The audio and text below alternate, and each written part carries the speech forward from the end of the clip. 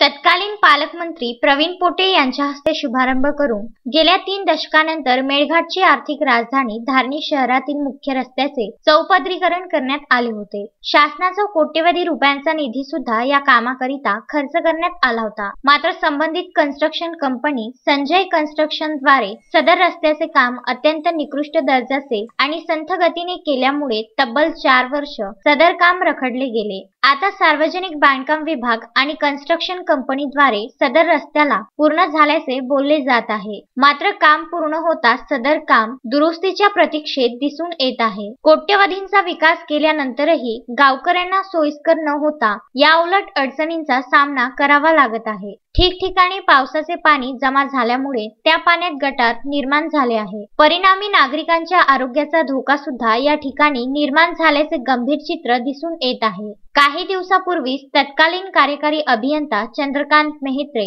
यांनी सदर रस्त्याची पाहणी करून संजय कन्स्ट्रक्शन कंपनीला त्वरित दुरुस्ती करण्याबाबत निर्देश दिले होते। मात्र कार्यकारी अभियंता यांची बदली होताच त्यांच्या आदेशाला संजय कन्स्ट्रक्शन कंपनीद्वारे ठेंगा दाखविण्यात आला आहे। आता नवीन कार्यकारी अभियंता यांनी सदर रस्त्याची पाहणी करून संजय कन्स्ट्रक्शन कंपनीवर दंडात्मक आणि काळ्या यादीत टाकण्याबाबत मागणी शहरवासी करीत आहेत। तस्मीन शेख, सुलेमान मेमनसह जुगल किशोर जयस्वाल, विदर्भ न्यूज, धारणी।